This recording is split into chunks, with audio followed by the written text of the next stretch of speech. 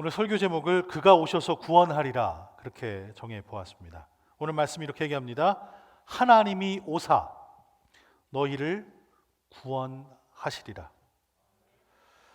선지자 이사야는 앞으로 일어날 일들을 미리 내다보았습니다. 이렇게 미리 보는 사람을, 미리 아는 사람을 선지자 이렇게 얘기하죠. 이사야는 하나님의 능력을 통해서, 하나님께서 보여주신 비전을 통해서, 말씀을 통해서 앞으로 일어날 일들을 미리 알고 있었습니다. 그래서 이사야는 오랜 시간 동안 이스라엘 백성들에게 앞으로 일어날 일들을 준비시키는 하나님의 말씀을 선포했죠. 특별히 이스라엘 백성들이 포로로 끌려갈 것이다, 그들의 나라가 망하게 될 것이다 하는 엄중한 하나님의 심판의 말씀을 얘기했습니다. 하나님께서 그들을 벌받도록 그냥 내버려 두셨습니다. 왜냐하면 이스라엘 백성이 우상과 이방 신들에게 예배하고 있었기 때문이었습니다. 하나님께서 당신의 백성으로 삼아 주셨는데, 그래서 하나님만 예배하면서 살기로 마음을 정하고 하나님과 이스라엘 백성이 그렇게 계약을 맺었는데, 그만 이스라엘은 까맣게 잊어버리고 그렇게 살아갑니다. 하나님을 예배하는 자리에 우상을 들여놨습니다. 하나님을 예배하는 척하면서 하나님을 무슨 부정마냥 그렇게 사용을 합니다. 그래서 하나님께서는 바벨론 제국으로 예루살렘 성전을 파괴하십니다. 그리고 이스라엘 백성들을 포로로 끌고 가도록 그렇게 하나님께서 허락하십니다. 참 암울한 이야기죠. 하지만 이사야는 이런 암울한 일만을 바라본 것이 아니었습니다. 이제 막 끌려가게 되는, 이제 나라가 망해서 그런 일들이 벌어지게 되는 그 이스라엘을 향해서 하나님께서 다른 말씀을 더 해주시죠. 그들이 포로된 것으로부터 해방되어서 다시 돌아오는 것까지 이사야는 그렇게 하나님의 말씀을 통해서 소망의 미래를 보았던 것이었습니다.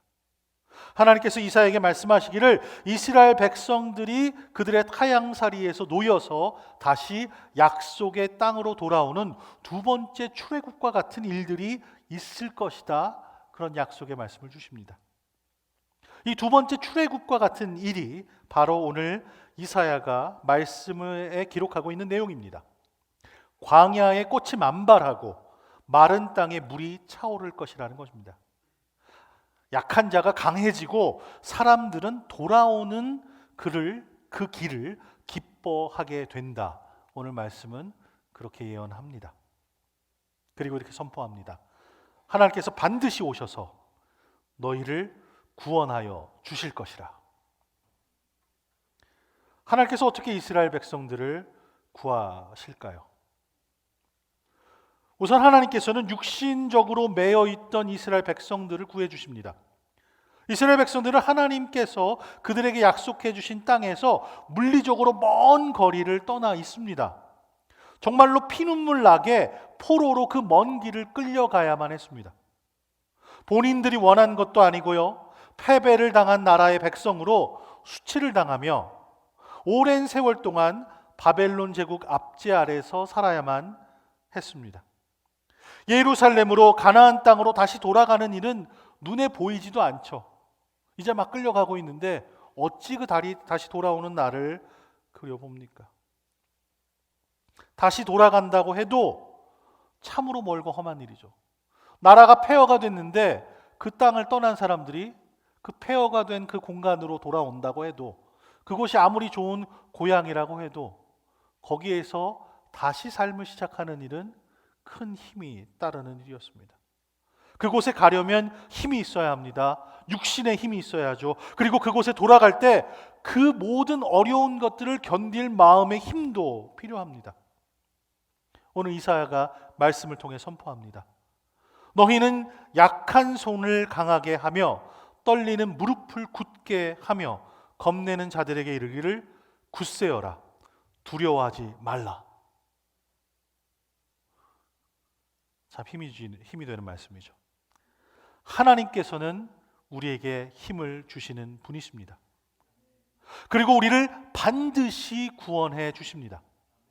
영혼뿐만 아니라 우리의 연약한 육신을 구해 주십니다. 삶의 자리에서 우리는 종종 연약하죠. 우리가 꼭 해야 하고 꼭 원하는 일들을 하기에 때로는 힘이 부족할 때가 있습니다. 마음은 정말 원하고 정말 해야 하는 일인데 그 앞에 서면 힘이 부족할 때가 있어요. 그래서 일을 못 이룰 때가 있습니다. 힘이 없을 때가 있습니다. 마음은 원하는데 육신이 안 따라줄 때가 분명히 있습니다. 오늘 여기에 그 소망 선교회 우리 권사님들 많이 계시는데요. 제가 이제 퀴즈 문제 하나 드립니다. 잘 맞춰보세요. 우리 소망 선교회 여자 권사님들을 5글자로 뭐라고 부르는지 아세요?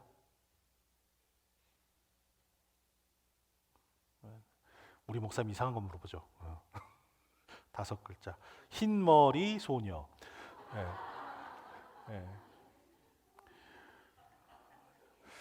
흰머리 소녀들이세요 다. 네.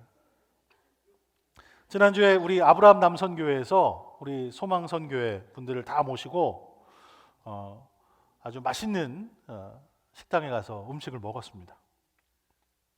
오필근 권사님, 고영석 집사님, 이기호 권사님 등등의 많은 분들이 밤새도록 풍성한 음식을 준비하셨어요. 그죠? 그래서 맛있는 음식을 잘 먹고 참 맛있고 재미있는 시간 보냈습니다. 이런저런 얘기 나누면서 또 여러분들 교제하는 모습을 보니까 제 마음속에 딱 그 생각이 들더라고요. 흰머리 소녀. 흰머리 소년.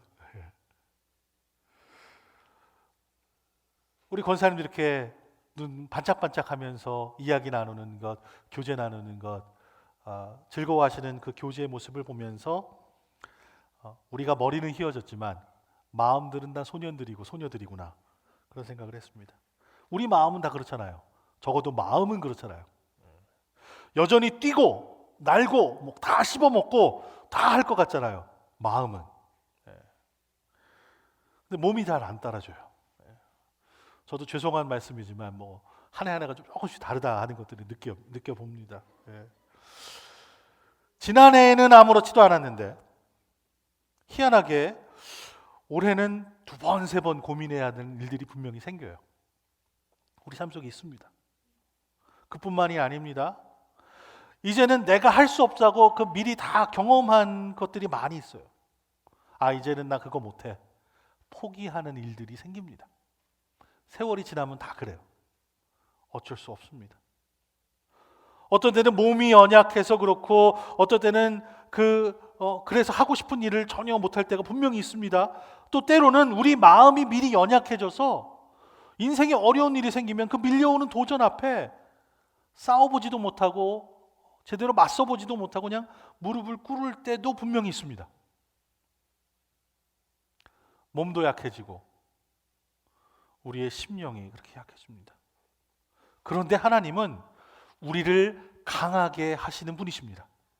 전능하신 하나님께서는 우리의 육신을 그리고 우리의 마음을 든든하게 해주셔서 육체적으로 감정적으로 굳게 일어설 수 있는 능력을 허락하여 주십니다. 하나님께서 우리의 깨진 육체를 직접 어루만져 주시고 치유하여 주십니다. 우리 지친 영혼을 일으켜 세워 주십니다. 두려움에 사로잡혀 있던 우리를 놓아주시고 질병에 얽매였던 우리를 해방시켜 주시고 적과 꿀이 흐르는 약속의 땅으로 나아갈 수 있도록 우리를 인도하여 주십니다. 바로 하나님께서 육신적으로 매여 있던 이 이스라엘 백성들을 온전케 해주시고 그들을 이끌어 주시죠. 그들이 육신만 도와주신 것이 아니라 사회적으로 정치적으로 구속받고 있던 것에서도 그들을 구원하여 주십니다. 바벨론에서 포로로 살아가던 이스라엘 백성들은 남의 땅에서 사는 거잖아요. 그러니까 그 땅의 법도를 따라야 하죠. 자기네 전통을 좀 참고 그 땅에서 요구하는 것들, 그 사람들이 시키는 것들을 살아가야 합니다. 물론 이스라엘 백성들이 이방 왕들에게 선한 영향력을 끼칠 때도 있었어요. 다니엘과 같은 인물은 왕의 그 꿈을 해몽해 주면서 여호와 하나님을 전할 수 있는 좋은 기회도 가졌습니다. 하지만 사회적으로 정치적으로 그들은 그냥 포로예요. 이름도 막 바벨론식으로 바꾸고 그렇게 살았어야 했어요. 하나님께서는 이들의 얽매이고 있던 것들을 끊어서 이 이스라엘을 구원하여 주실 것입니다. 하나님께서 억압받던 이스라엘을 붙드셔서 하나님의 모든 것으로 하나님께서 주관하신다, 이끌어 주신다 하는 것을 온전히 느낄 수 있는 그곳으로, 그 상태로 이 이스라엘 백성들을 인도하여 주십니다. 오늘을 살아가는 우리들은 이런 것이 어떤 것이 잘 모를 수 있습니다. 만약에 일본 제국 치하에 살던 분들은 조금 이해하실 수 있어요. 큰 핍박을 당했던 분들은 알 수 있죠. 근데 오늘을 살아가는 우리들, 특별히 세계에서 가장 강하다는 이 미국이라는 나라에서 살아가는 우리들은 피부적으로 이 말이 잘 안다가 올 수 있습니다. 우리가 살아가는 이 나라에서는 언제 어디서나 예배할 수 있죠. 우리에게 그런 자유가 있습니다. 이 땅의 헌법의 가치로 그게 정해져 있어요. 성경을 몰래 숨겨갖고 다녀야 하지도 않습니다. 빛도 하나도 들어오지 않는 어떤 굴을 파고 서로 확인이 된 믿음의 형제 자매들 조용히 만나갖고 조용히 예배드리는 비밀의 예배를 드려야 하지도 않습니다. 그럴 필요가 전혀 없죠. 그냥 원하면 원하는 만큼 우리가 다 할 수 있습니다. 성경도 한 개가 아니라 여러 개 갖고 싶으면 여러 개 다 살 수 있잖아요.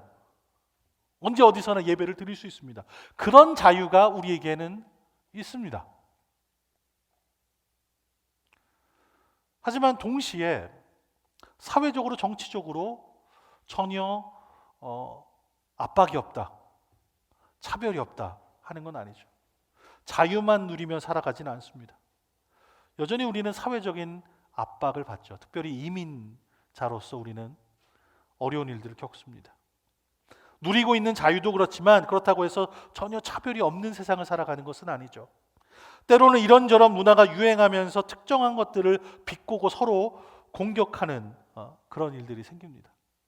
요즘에 그런 농담이 있더라고요. 성탄절에 선물값 아끼려면 친구들 모였을 때, 가족들 모였을 때 정치 얘기를 해라, 이런 얘기가 있어요. 예. 그럼 등 돌리고 이제 말도 안 해요. 예. 도움이 아니라 이제 사이를 아주 다 갈라놓는 그런 사회가 돼버렸습니다. 둘로 셋으로 갈라져서 한 발짝도 물러나지 않고 싸움을 하죠. 옛날에는 우리가 진리를 찾으면 그 진리를 붙들고 살았는데 요즘에는 세상이 바뀌어갖고 내가 믿는 게 진리다라고 막 우기는 세상이 돼버렸습니다. 미국에서는 새로운 남북 전쟁이 일어날 거다 하는 흉흉한 얘기도 막 들립니다. 그만큼 그 간격이 더 심해진 것이죠. 이뿐만 아닙니다. 이런 혼란한 틈을 타서 도매급으로 이런 부류 저런 부류를 이렇다 저렇다 선입견으로 막 사람들을 대하는 사람들이 있어요. 한국 사람들은 다 이래, 남부인 사람들은 다 이래, 흑인들은 다 저래, 이러면서 차별합니다.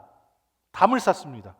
심지어 교회 안에서도 마찬가지죠. 여전히 여성에 대한 차별들이 있습니다. 하나님을 예배하는 자리에서도 누가 무엇을 할 수 있는지를 막 정해놓고 하게끔 하고 못하게끔 하는 그런 담장들이 쌓여갑니다. 하나님께서 그리스도 예수 안에서 허무셨던 담장들을 우리가 다시 쌓아가고 있는 그런 일들이 벌어집니다. 여전히 교회 안에서도 세상의 잣대가 존재합니다. 그것으로 누가 더 높은지, 누가 더 낮은지, 누가 더 힘이 강한지, 누가 더 잘 사는지 못 사는지를 가늠합니다. 그리스도 안에서는 종도 자유자도 남자도 여자도 없는데 말입니다. 지금도 세계 곳곳에 있는 그리스도인들은 박해를 두려워하면서 순교도 감수하고 믿음을 지킵니다. 믿음을 갖는 게 목숨을 거는 그런 사람들이 있습니다. 주님이 구원하여 주신 그 감격이 너무나도 크고 아름다워서 새롭게 받은 복음이 너무나도 소중해서 그것을 진리로 꼭 붙잡아야지 살겠다 하는 사람들이 있습니다. 그렇기 때문에 정말 내 육신이 어떻게 되는 것, 그 죽음도 불사하고 믿음을 붙드는 사람들이 있습니다.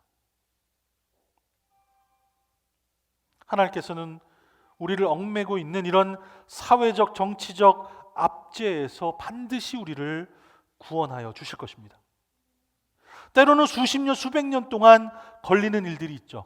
작지만 끈기를 가지고서 계속 바뀌기를 바라는 기도하는 마음으로의 움직임을 통해서 우리 사회가 서서히 변해갑니다. 성평등, 인종 문제 같은 것들이 그렇죠. 아직 다 해결되진 않았어요. 아직도 여전히 완전히 이루어졌다 하기에는 차별과 선입견들이 있습니다. 하지만 그래도 조금씩 나아지고 있다 하는 것들을 우리가 느낍니다. 어떤 일들은 이게 과연 바뀔 가능성이나 있을까 하는 일들이 있어요. 그러다가 그냥 하루아침에 개벽처럼 그냥 맞이하는 바뀐 일들도 우리 주변에 분명히 있습니다. 또 어떤 일들은 바뀌긴 바뀌어야 하는데 여전히 굳게 닫히고 막힌 일들도 있습니다. 전혀 가능성이 없어져 보이는 것들이 있어요. 그래서 우리를 좌절하게 합니다. 그런데 이런 일들을 마주할 때 우리가 분명히 알아야 할 것이 있습니다. 그것은 바로 이것입니다. 예수 그리스도께서 분명 다시 오신다 하는 사실입니다. 예수님이 오시면 우리를 압박하는 모든 것들, 차별하는 모든 것들, 우리로 증오하게 하는 모든 것들이 하나도 남김없이 다 그치게 될 것입니다. 그리고 그것에 밟혀서, 그것에 눌려서, 그것에 깔려서 아파하고 신음하던 연약하고 힘없던 사람들을 주님께서 다 일으켜 주실 것입니다. 이스라엘 백성들처럼 우리도 구조적으로, 사회적으로, 정치적으로 얽매여 있던 것들로부터 구원받게 해 주실 것입니다. 하나님께서는 이스라엘이 매여 있던 육신을 구원해 주시고 또 사회적으로 억눌려 있던 것들로부터 구원해 주십니다. 그리고 하나님께서는 이스라엘 백성에 사로잡혔던 그들의 영혼을 구원해 주실 것입니다. 하나님께서 바벨론 포로에 놓여 있던 이스라엘 백성들을 구해 주실 것인데 그들을 그냥 그 바벨론 땅에서 빼내 주시는 것으로 끝이시는 게 아니죠. 포로에서 자유자로 만들어 주시는 정치적인 압제에서 자유하게 하시는 것이 전부가 아니었습니다. 그들의 구원에는 더 큰 것이 놓여 있습니다.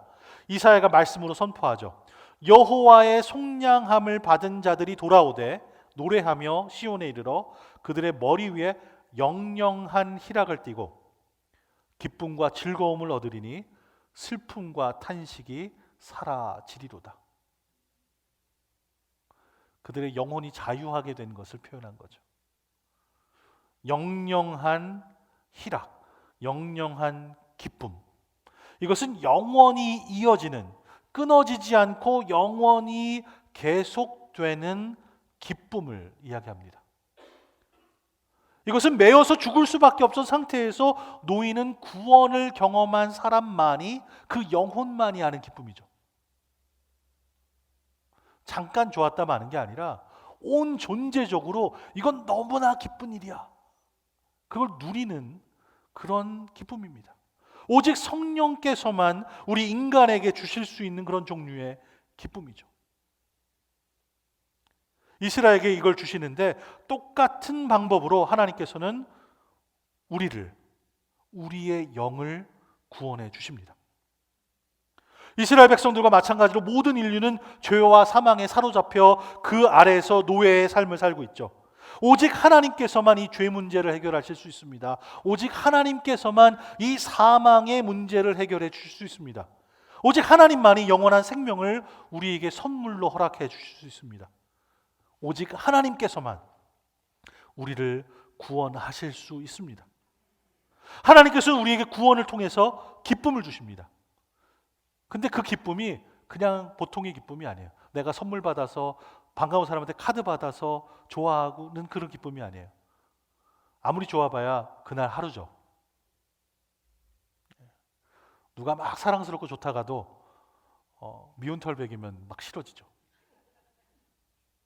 근데 그런 거 없이 변하지 않고 끊어지지 않고 영원히 계속되는 기쁨을 주십니다. 우리의 이해를 뛰어넘는 평화를 주신다, 그렇게 얘기하십니다. 우리의 이해를 뛰어넘는다는 것은 우리가 이해하는 범주를 넘는 거예요. 도저히 기뻐할 수 없을 때, 도저히 평안한 이유를 찾지 못할 그때에 우리를 붙드셔서 우리가 그때도 기쁘고 그때도 평화를 누리는 겁니다. 오늘 말씀 이렇게 시작해요. 광야와 메마른 땅. 어떻게 광야와 메마른 땅에 살면서 백합화로 가득 덮인 사막을 노래할 수 있습니까? 하나님께서 징계를 내리셔서 그 징계를 받고 절망적인 현실에 살면서 하나님을 찬양하고 하나님을 예배하는 것이 어떻게 가능할까요? 우리를 애워싸고 있는 적들에게 위협을 당하면서 두렵지 않은 마음으로 어떻게 살 수 있겠습니까? 우리 주변에 맨날 총소리 나고 맨날 누구 죽는다는 얘기 들리는데 그 안에서 아무렇지도 않게 어떻게 그렇게 살 수 있겠습니까? 그게 가능하다면 어떻게 가능할 수 있을까요? 광야에서 물이 솟고 사막에 시내가 흐르고 안 보이던 사람이 눈이 밝아지고 귀로 못 듣던 사람이 귀가 열리는 구원 시대의 선포는 먼 훗날에 이루어지는 그래서 그냥 위로나 던져주는 공허한 약속이 아닙니다. 하나님의 영광과 그분의 아름다움을 볼 수 있는 자들에게는 지금 여기서 당장 경험할 수 있는 약속입니다.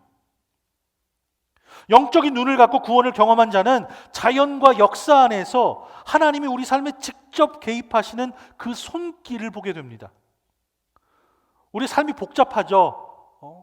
막 다 얽혀 있죠. 그 복잡다단한 일상에 잔뜩 묻어 있는 하나님의 지문을 바라게 보게 됩니다. 우리가 기억해야 할 가장 중요한 것은 바로 하나님께서 구원하신다는 겁니다. 이스라엘은 스스로를 막 구원하려고 노력을 했습니다. 그래서 좋다는 거 다 쫓아다녔죠. 이방 신들 좋다니까 그 신들마다 다 섬겨봅니다. 이것도 해보고 저것도 다 해보죠. 자기네들이 자기를 구원하려고 그래서 그래요. 자기네 힘만으로는 그 이방 땅을 떠날 수 없죠. 약속의 땅으로 돌아갈 수 없습니다. 자신들의 능력으로는 정치적인 압제를 끊을 힘도 없습니다. 자신들의 행위로는 결코 자신들의 영혼을 구원할 수도 없었습니다. 그리고 변치 않는 기쁨을 얻을 수도 없었습니다. 그래서 이사야 선지자는 그들이 들어야 하는 진리의 말씀을 선포합니다. 그들이 완벽히 회복될 그날을 예언하는 거죠. 그런데 이 이사야가 쓰는 글이 그 필체가 너무나도 희망차고 역동적이다 못해서 이게 현실에서 과연 일어날 일이기나 할까? 그런 기적과도 같은 일을 얘기합니다. 황폐하고 척박한 땅 광야, 그 메마른 땅에 기뻐하는 생동감이 넘쳐납니다. 물이 없는 죽음의 땅 사막이 백합화같이 피어날 것을 예고합니다. 그 광야 땅이, 사막 땅이 무성하게 피어나 기쁜 노래로 즐거워하게 될 것이라는 겁니다. 사실 이사야가 말하는 이 그림은 하나님 당신이 직접 오셔서 이스라엘을 구원하신다는 겁니다. 이 이사야의 예언은 포로기에서 놓이던 그날 이루어진 건 아니었습니다. 이 예언은 육신을 입으신 하나님, 즉 예수 그리스도께서 이 땅에 오신 그 첫 성탄에 이루어졌습니다. 우리와 똑같은 인간으로 오셔서 완전한 인간의 삶을 사셨습니다. 그리고 우리가 있어야 할 그 자리에서 우리의 죄를 대신 짊어지시는 희생 제물로 돌아가셨습니다. 성탄절은 부활절과 맞닿아 있어요. 부활절을 통해서 우리를 온전히 구원해 주시기 위해 성탄절에 오신 것이죠. 우리가 성탄을 기뻐하는 이유는 성탄이 풍성하고 아름답고 사랑이 넘쳐서가 아닙니다. 예수님이 오셨던 첫 성탄을 우리가 한번 생각해 보자고요. 거기에 화려한 장식 없었습니다. 이런 반짝반짝 이런 거 없었어요. 아름다운 꽃들로 장식이 되지 않았어요. 포장이 잘 된 성탄 선물들이 있지 않았습니다. 주고받은 성탄 카드도 없었습니다. 그곳에는 자신들의 첫 아기를 해산할 마땅한 방 한 칸도 허락되지 않았던 어찌할 줄 모르던 젊은 엄마, 그 젊은 부부가 있었습니다. 정기 때문에 뭐든지 할 수 있을 것 같죠. 하지만 자신의 힘으로, 능력으로 해결이 안 되는 실패를 마주하던 그런 밤이었죠. 방 한 칸 얻지 못했으니까요. 자신들의 집에서 편안하게 있었으면 아기도 안전하게 낳을 수 있겠죠. 하지만 이방 왕의 명령에 어쩔 수 없이 먼 여행길을 걸어가야만 했습니다. 해산의 고통을 앞두고 있는 만삭의 여인이 말이에요. 사회적, 정치적 압박을 마주해야 했던 갈급함의 밤이었습니다. 인간의 욕망으로 생명을 앗아가는, 그래서 영혼을 구하기 위해 난민으로 먼 곳을 도망해야 했던 절망의 시절이었습니다. 예수님은 그렇게 직접 우리 인간들의 모든 것들을 겪으시며 우리의 육신을, 그리고 우리의 사회 구조를, 그리고 우리의 영혼을 구원해 주시러 이 땅에 오셨습니다. 그것이 첫 성탄에 일어난 일입니다. 겉으로 보기에는 전혀 화려하지도 아름답지도 않은 그 첫 성탄이 바로 그 이유들 때문에 더 아름답고 더 귀한 날이 됩니다. 주님을 만나기 전 우리의 삶을 보십시다.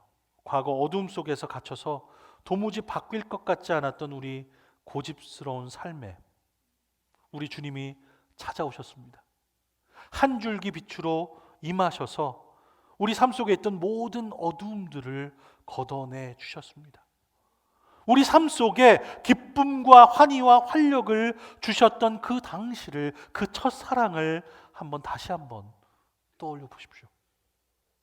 우리 삶 속에 우리의 심령이 메말라 가뭄에 갈라지는 땅같이 다 쪼개지고 황폐해져 갈 때, 선한 것 하나도 찾아볼 수 없었을 그 상태였을 때, 소망이라고 전혀 가질 수 없었던 그 암울하던 그때, 세상의 그 어떤 것도 내 안에 있는 공허함을 채우지 못할 그때에 그 모든 것을 단번에 해소하실 수 있는 분은 오직 예수 그리스도 한 분뿐이십니다.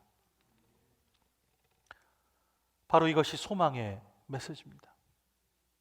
이 소망의 메시지가 주어진 이유는 분명합니다. 이스라엘에게 주어진 그 이유는 이 임박한 멸망과 바벨론으로 포로로 잡혀가게 될 운명 가운데 있는 이 유다의 백성들에게 이 복음을 듣게 하기 위함입니다.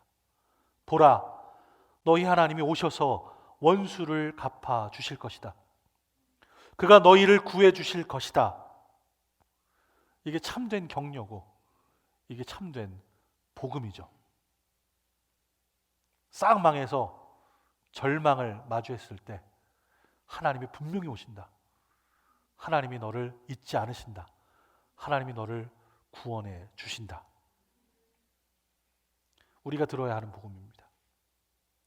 우리가 살아가는 세상에는 그런데 거짓 복음이 넘쳐납니다. 복음이 소금 역할을 해야 되는데 그 너무 짜다고 거기다 막 설탕을 쳐요. 달달하게 만들어요. 그러니까 그 안에 있는 진짜 알짜배기가 다 빠져버립니다. 옛날에 전도할 때 이런 말 썼죠. 예수천당 불신지옥. 예수님 믿어야 하늘나라 가고 예수님 믿지 않으면 영원한 형벌밖에 없습니다. 참 담백하죠. 담백하죠. 근데 그 뜻을 잘 모르는 사람이 듣기에는 좀 거북합니다. 그러니까 거기다 막 설탕을 쳐요. 그러니까 이렇게 됩니다. 예수 믿고 복 받으세요.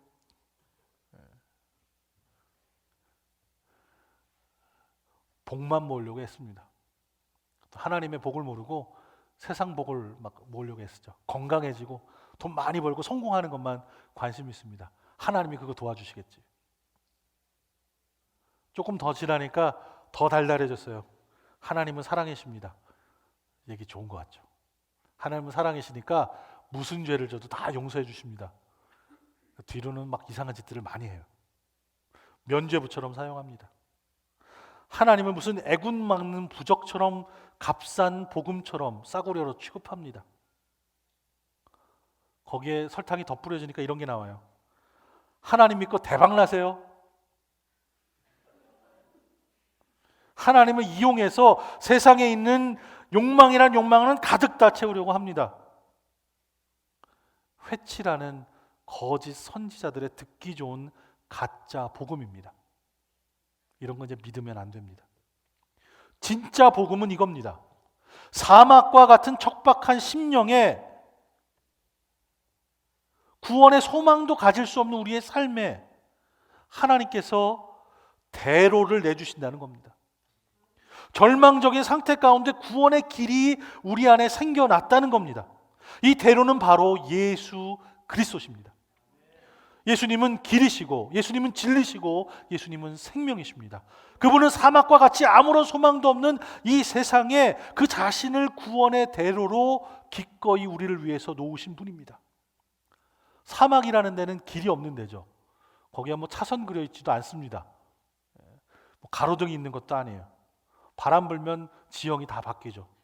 어디로 가야 할지 알지 모르는 그런 곳입니다. 사막입니다. 사막에 있는 사람들은 길을 잃기가 매우 쉽습니다. 만약에 사막에서 길을 잃었다면 아무리 길을 찾아 헤매고 다녀도 결국 헤매고 맴돌다가 사막에서 죽음을 맞이할 확률이 더 높습니다. 그런데 그리스도께서 이 사막과 같은 이곳에 놓으신 이 대로는 너무나도 넓고 확실해서 아무리 모래바람이 불어도 이 길만 따라가면 길을 잃을 염려가 없습니다.